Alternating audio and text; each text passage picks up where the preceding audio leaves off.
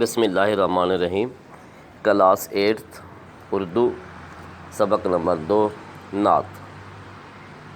عزیز طلباء، نعت اس نظم کو کہتے ہیں جس میں حضرت محمد صلی اللہ علیہ وآلہ وسلم کی تعریف کی جاتی ہے، حضور کے رخ زیبا کی تعریف کی جاتی ہے، حضور کی صورت کی بات کی جاتی ہے، حضور کی سیرت کی بات کی جاتی ہے، ان کی آمد کے مقصد کی بات کی جاتی ہے۔ نعت میں حضرت محمد صلی اللہ علیہ وآلہ وسلم کی تعریف کی جاتی ہے۔ پہلا شعر دیکھیں۔ بزم کونین سجانے کے لیے آپ آئے، شمع توحید جلانے کے لیے آپ آئے۔ آپ صلی اللہ علیہ وآلہ وسلم اس جہان کو سجانے کے لیے، جہان کے لیے رونق اور اللہ تبارک و تعالیٰ کے ایک ہونے کی بات، ایک ہونے کی شمع روشن کرنے کے لیے تشریف لائے۔ دوسرا شعر دیکھیں۔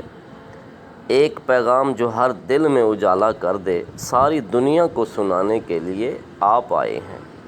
آپ صلی اللہ علیہ وآلہ وسلم یہاں تشریف لائے اور اللہ کے ایک ہونے کا پیغام اور اسلام کا پیغام لوگوں کو بتایا، ساری دنیا کے لوگوں کو اللہ کے ایک ہونے کا پیغام بتایا اور اسلام کا پیغام بتایا۔ تیسرا شعر دیکھیں۔ ایک مدت سے بھٹکتے ہوئے انسانوں کو ایک مرکز پہ بلانے کے لیے آپ آئے۔ آپ صلی اللہ علیہ وآلہ وسلم سے پہلے جو انسان تھے وہ بتوں کی پوجا کرتے تھے، درختوں کی عبادت کرتے تھے، پانی کی پوجا کرتے تھے، چاند کو اپنا خدا مانتے تھے، سورج سے بندگی کا رشتہ انہوں نے جوڑ رکھا تھا۔ ایک مدت ہو گئی تھی، مگر جب حضور تشریف لائے تو سب کو اکٹھا کر کے بتایا کہ لوگوں دیکھو، اللہ ایک ہے، اس کے سوا کوئی عبادت کے لائق نہیں، اور جن چیزوں کو تم پوجتے ہو انہیں اللہ نے ہی پیدا فرمایا ہے۔ اگلا شعر دیکھیں بھائی۔ نا خدا بن کے ابلتے ہوئے طوفانوں میں کشتیاں پار لگانے کے لیے آپ آئے ہیں۔ آپ صلی اللہ علیہ وآلہ وسلم اس ظلم، خود غرضی اور ناانصافی کے زمانے میں تشریف فرما ہوئے اور آپ نے مسلمانوں کی رہنمائی کی، لوگوں کی رہنمائی کی اور ان کی ڈوبتی ہوئی کشتی کو، یعنی ڈوبتے ہوئے مستقبل کو بچا کر حق کے دہانے پر لے گئے۔ قافلے والے بھٹک جائیں نہ منزل سے کہیں،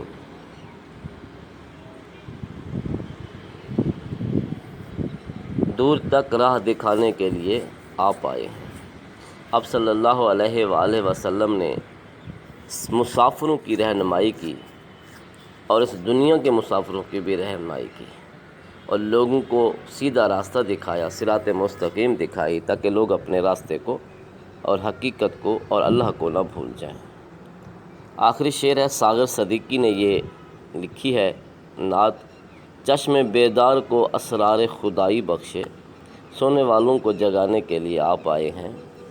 جو لوگ ایمان کی حالت میں تھے انہیں آپ نے مزید اللہ تبارک و تعالیٰ کے راز بتائے اور اللہ کا قرب بتایا، اور جو سوئے ہوئے تھے غفلت میں، جنہیں اللہ کی خبر نہ تھی، حق کی خبر نہ تھی، اسلام کی خبر نہ تھی، آپ نے انہیں جگایا اور حق کا راستہ بتا دیا۔ تشریح کے بعد ہم چلتے ہیں مشق کی طرف۔ تو بچے مشق کا پہلا سوال دیکھیں۔ نعت کے مطابق درجہ سوالات کے مختصر جواب لکھیں۔ آپ کے پاس جو بکس ہوں آپ وہاں سے تلاش کر کے جواب لکھیں گے۔ میں آپ کو مفہوم بتانے لگا ہوں۔ شمع توحید جلانے سے شاعر کی کیا مراد ہے؟ جواب سنیے۔ شمع توحید جلانے سے مراد ہے، توحید واحد کو کہتے ہیں، اللہ کے ایک ہونے کی بات، ایک ہونے کی شمع روشن کرنا۔ لوگوں نے بہت سارے خدا بنا رکھے تھے، تو اللہ کے لوگوں کو بتایا کہ بس اللہ ایک ہے، توحید کا درس دیا، اللہ کے واحد ہونے کا لوگوں کو درس دیا۔ دوسرا سوال دیکھیں۔ نبی کریم صلی اللہ علیہ وآلہ وسلم کون سا پیغام سنانے کے لیے آئے؟ آپ صلی اللہ علیہ وآلہ وسلم لا الہ الا اللہ کا پیغام سنانے کے لیے آئے، بتانے کے لیے آئے لوگوں کو کہ اللہ ایک ہے اور محمد اللہ کا رسول ہے۔ حضرت محمد صلی اللہ علیہ وآلہ وسلم کون سی بزم سجانے کے لیے تشریف لائے؟ آپ صلی اللہ علیہ وآلہ وسلم دونوں جہانوں کی بزم کونین سجانے کے لیے تشریف لائے۔ آخری شعر میں سونے والوں کو جگانے کے استعمال ہوئے، بتائیں اس کا کیا مطلب ہے؟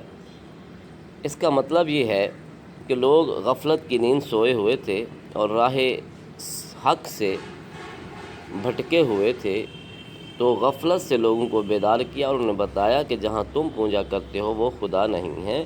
آؤ میں تمہیں بتاتا ہوں کہ خدا واحد لا شریک ہے۔ قل هو اللہ احد اللہ الصمد لم یلد ولم یولد ولم یکن لہ کفوا احد۔ یہ مشق کا پہلا سوال ہم نے کیا ہے، آگے پھر بعد میں کریں گے انشاءاللہ۔